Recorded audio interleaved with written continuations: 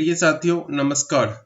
आज के video session में हम लोग MCLR पर डिस्कशन करेंगे। MCLR means marginal cost of funds based lending rate. So let us start. Friends, जो MCLR जो बैंक में लागू किया था वो 1 अप्रैल 2016 को लागू किया था।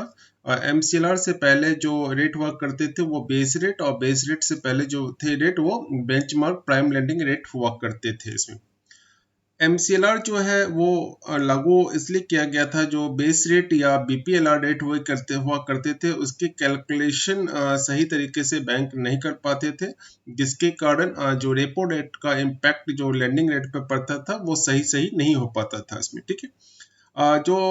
जो बैंक जो है इसमें 1 अप्रैल 2016 के बाद की जो भी लोन उन्होंने सैंक्शन किया है, ये रिन्यूड किया हुआ है, उस पर वो MCLR लागू होंगे इसमें। ठीक है। ध्यान रखिएगा, फॉर ऑल रुपीज लोन कहने का मतलब क्या है कि बैंक फॉरेन करेंसी लोन्स भी इशू करते हैं इसमें। MCLR लाने का मेन ऑब्जेक्टिव था इसमें ट्रांसमिशन ऑफ पॉलिसी रेट करने का मतलब रेपो रेट। फ्रेंड्स, जो रेपो रेट है वो time to time Reserve Bank of India द्वारा चेंज किया जाता है। क्यों चेंज किया जाता है? क्योंकि ये इन्फ्लेशन और ये इकोनॉमिक ग्रोथ को कंट्रोल करते हैं।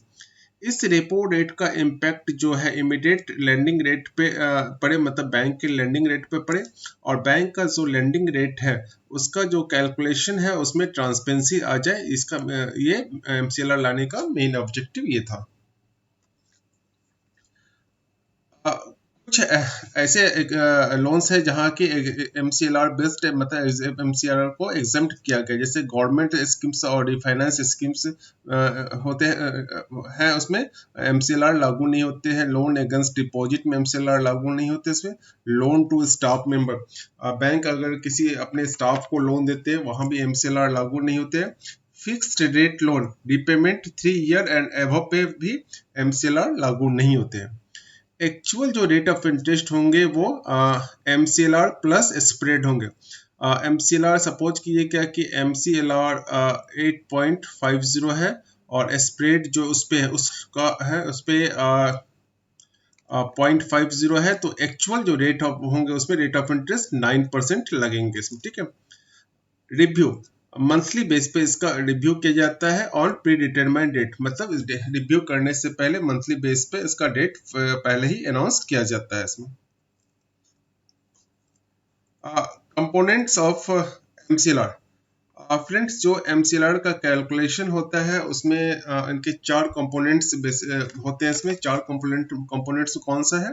पहला है मार्जिनल कॉस्ट ऑफ फंड, दूसरा है नेगेटिव कैरी ऑफ CRR, तीसरा है ऑपरेटिंग कॉस्ट, और चौथा है टेन्योर प्रीमियम। ठीक है। इनके ये 4 कैलकुलेशन MCLR के होते हैं। Marginal cost of fund, friends देखते हैं, जो ये बेसिकली लागू होते हैं न्यू लोन्स या न्यू डिपॉजिट पे होते हैं। Marginal cost of fund. ठीक है।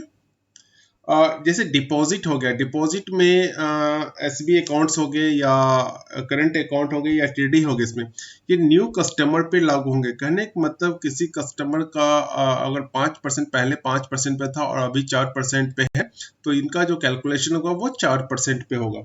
उसी तरह बैंक अगर बोरोइंग अगर किए हैं RBI से, तो रेपो रेट सपोज कीजिए कि पहले 6% था और अभी 4% है, तो उनकी कैलकुलेशन जो होगी वो 4% पे होगी इसमें। ठीक है। जो इसका वेटेज है वो 92% of marginal cost of borrowing का होगा इसमें, और रिटर्न और नेटवर्थ का जो वेटेज होगा वो 8% होगा इसमें।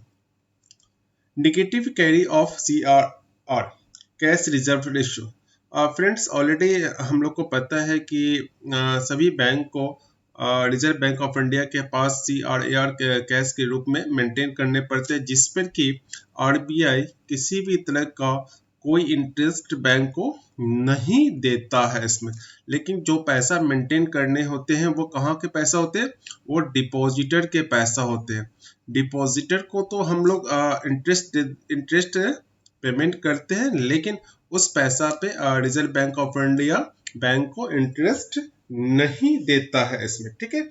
तो ऐसे अमाउंट्स को भी, ऐसे अमाउंट्स जो negative carry rise one actual return, जो एक्चुअल रिटर्न जो है इसके, जो रिजर्व बैंक ऑफ इंडिया में पैसा डाले थे, ये लेस देन होते हैं, मतलब जीरो होते हैं कॉस्ट ऑफ फंड के, ये कैरी किया जाता है इसमें। नेक्स्ट है ऑपरेटिंग कॉस्ट।